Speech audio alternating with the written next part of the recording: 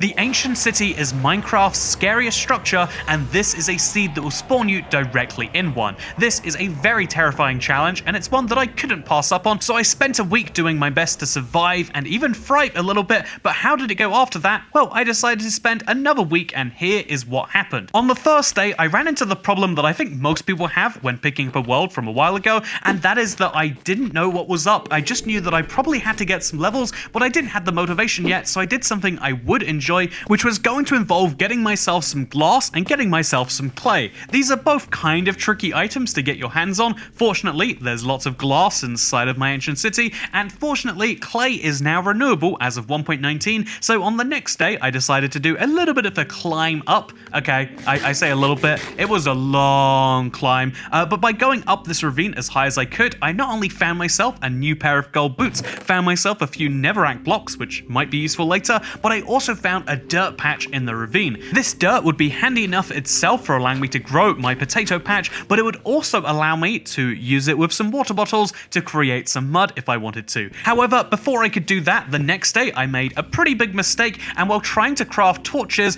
I crafted shears. That is something you could never say would happen on Java, and ultimately, it's a little bit of a mistake of the Bedrock crafting system, where every single time you press A or click, or every single time you craft, you need to triple check, because you might end up with a pair of shears when you live underground in the one biome that literally can't spawn mobs, especially the ones that bark. I mean, I say it can't spawn mobs, but that maybe is proven later. Anyway, so I placed down my 64 dirt, and so all it took was 64 water, and I turned it into mud. So the next day, I figured this was pretty successful. I got this brand new block. I can feel good about it, but I can also get back to my important task, which is I decided to go and mine skulk using some hose. It took me 4 separate hose being used all the way, and I still didn't get all the way to the goal that I wanted, and ultimately I'm going to be blaming that on slimes, because like I said, this is a biome where nothing spawns, except of course somehow, despite all the rules about what should spawn here, slimes still manage to make my life harder here.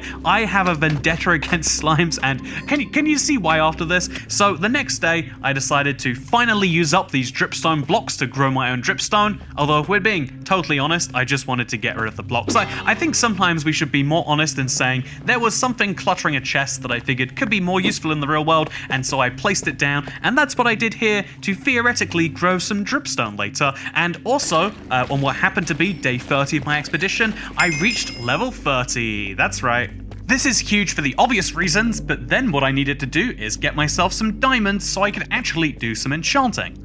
There's even more diamonds over here. Come on. I mean, as soon as I get this fortune going on, I'm gonna be good. It just seems a little silly if you ask me. I'm only here for the lapis. I need it to enchant. Silk Touch won't be it, because we know Fortune and Silk Touch are mutually exclusive. You can't have one and the other. So we just get a level 1 enchantment and we roll it out. I'm going to start just to increase my odds. Whatever this one is, if it isn't Silk Touch, I'm just going to buy it, because we're never going to see Fortune clearly. So let's do that.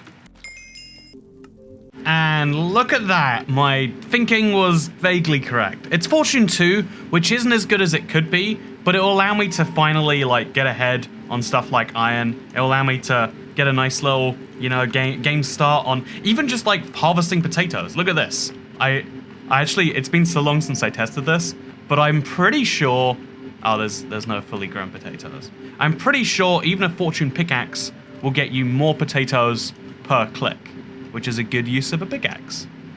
Yeah, we'll just sit here till they grow. It won't take too long, probably. People say a watched pot never boils, but a watched potato farm definitely produces real potatoes. Okay, look at this. So now we got our Fortune pickaxe, we break our potato, and instead of getting, 1 to 4, we get 5. Next up, it was time to use this Silk Touch tool to get the last Skulk Shrieker in my inventory rather than out in the world. This should mean the death of the Warden, this should mean the last time I'll ever get the Darkness effect, and it should also mean the last time we'll see any hostile mob, and therefore this series should get a lot easier, because the Deep Dark only should spawn the Warden, except as we can prove one more time, when the slimes ruin my farm because they spawn here inexplicably. This is very distinctly a Deep Dark biome, and yet there are slimes ruining my farm, and it it ruined my day. But you know what didn't ruin my day? What happened next? Which was making this whole place a little bit nicer. I mean, sure, I wasn't going to get the darkness effect anymore, but it didn't mean I was okay with looking into the endless darkness, and so I figured I would try out something a little bit fun and use some of this lava to make a column, which I just think is beautiful to look at. And if we ignore the surprise creeper explosion, I think this was a good day for planning the future of this deep dark, because covering this thing in lava is such a good idea. Also, something that I decided to do a little bit of preliminary exploration on is golden carrots. I mean, I did have some carrots that I hadn't really been seriously farming, but if I can mine just a few gold blocks using a fortune pickaxe, then I'll have enough gold to make a serious number of golden carrots, which, as we all know, is the best food in Minecraft, the perfect food, we could say. Speaking of perfection, look at this great jump. I mean, it's actually a near-death situation jump that reminds us just how important having good food is. The next day, I decided it was important to get back to my home and properly clear this place out this time. Now that I had Silk Touch, I could remove everything in there and have a proper base on which to build. Wow, isn't my house wonderful? Yes, it is. I think it looks a lot better without all that redstone. I mean, I'm just saying, like the redstone stuff on the portal, it's a fun tutorial the first time you see it, but after that, it's just a bunch of unnecessary things which we can use somewhere else, but definitely not in here. I don't believe in running redstone into the house. I'm a bit of a Minecraft Luddite, apparently, and so yeah, after this, I decided to go back to the potato farm, where apparently there are mobs ruining it again, and it makes me realize that we need to protect our food source. This and the golden carrots are the only thing we're going to be able to eat, and so I decided to have a layer of protection. Do you like what I went with here? I also decided I was going to place more lava, and so to stack myself up all the way, I tried something I haven't ever done before, which is using dripstone to stack myself up. It's really weird. It doesn't hurt you to jump and place a block, but it does hurt to just jump in a single place. Honestly, dripstone is a very confusing block, but either way, you can use it to make these wonderful towers, place your lava, and then get right down to the bottom and destroy all of it in one fell swoop. It's kind of like using sand or gravel, but you don't even need to place the torch or slab. When you remove the bottom part of a dripstone, it destroys the entire tower, and it's a really, really useful block for that reason, and it's something maybe you haven't appreciated. Just like how you maybe haven't appreciated just how much light you can make with a single lava bucket. It might seem like a lot of unnecessary work to place these lava columns. However, when you look into the distance, you can see just how worth it really is. When there's a lava column, we can see all the way from over here. When there's not, we can't. When there is, we can. When there's not, it's dark. The next day, I finish up my safety glass around the farm, and I also decide that if it's working so well over here, why don't I try it around the lava? I mean, this is a really good idea, ultimately, but I'm gonna bet that I won't need it. Even though there's a chance I get knocked by a skeleton into this lava, I think it looks just slightly more impressive when you leave it unguarded, something which I'll only regret if it goes wrong. Just remember, everyone always says like, oh, you really don't wanna make this bad mistake. You're gonna regret that so hard. The worst mistakes that you'll make in your life, you won't be able to regret.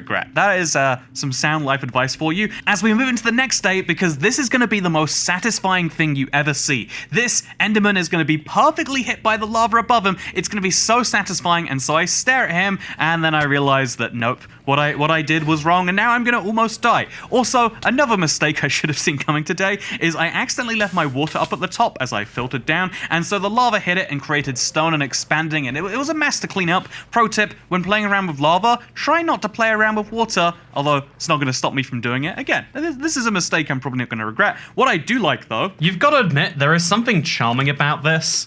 Honestly, dripstone is underused as a fluid prevention. You know, we use buttons, we use pressure plates, we use fences, we use slabs, but we don't use dripstone, pointed dripstone, and we're missing out as a result. The next day, I flood my carpets away, and I do have to say, I think it's a really fun thing to switch back and forth between projects like this. I think when you've got something that's so big, it can be overwhelming. This is true for real life, but it's especially true in Minecraft that where do you even begin? Just take a little segment you want to do, get it done, then move on to something else. If you find it to be more enjoyable or more mentally stimulating to switch back and forth, I think it's totally okay to do, and I'm going to try and normalize that with this video. If anyone tells you it's not okay, you just tell them that an eccentric YouTuber YouTuber thinks it's a very good idea. And you know what, that will totally solve all their issues. But yeah, the next day I actually go back and forth between the lava and the renovation. Just as I'm like placing a lot of these down, I'm trying to make this grid pattern. It's kind of mentally exhausting if you don't necessarily have an end in sight. And so I go back inside, and let me give you a tour, by the way. This is my lovely garden that I've been building, and this is the now fully wiped out bones that I'm building inside of. I'm really excited about it because there's all sorts of opportunities to make a whole furnace area, to make a whole chest area on one side. We're gonna have like all the things we need, and I'm gonna make sure it's absolutely as safe as it can be. This is something I'm looking forward to, but something that happened the next day shocked me because this baby zombie effectively acted like an ally. Just a reminder, you don't need new mobs when you've got these ones, except you know what actually happened?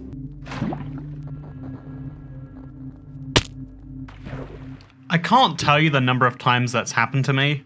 Falling very slow. Wait, my stuff, it's gonna fall in the lava. Oh gosh. Oh, oh no. Okay, just everything, I need it all right now. No time for organizing. Just please get out of the splash zone. Out of the splash zone of the lava, please. I'm gonna lose some of my dripstone, but that's fine. Just some of it's gonna hit right into the lava. But just... You know, nothing will stop you being sad about your death as quickly as realizing that you placed lava that will spill directly onto where you left your items. Let me tell you. It was at this point I decided to take a few days off the world because I had lots of other important things going on in the video making and the Minecraft world, and I was so excited to get back to it a few days later, and when I went to load up the world, it just didn't exist. I was sure I'd missed something. I loaded up quite a few of these just to check, like, oh, did I name it something else and forget? Oh, is this copy actually the main thing? No, the world was just not there. I have no idea what bug this must be, or if I accidentally delete worlds in my sleep, or what happened, but the Minecraft world that I've spent the last few weeks working on is just gone. It just doesn't exist, and admittedly, this is playing the Minecraft preview because I started it slightly before 1.19, but it's still crazy that just a world can vanish. I hadn't made a backup since the end of the first video, and so that means that I just have none of this progress. It is all gone, and there is no way to get it back, and so this video, which was meant to be about how great I could turn this lovely little structure into, it's actually turned into, hey, this is an important PSA. If you play Minecraft, especially on a PC, make regular backups of your world. Not only have I lost this world, I lost a world when Minecraft Bedrock first came to Xbox.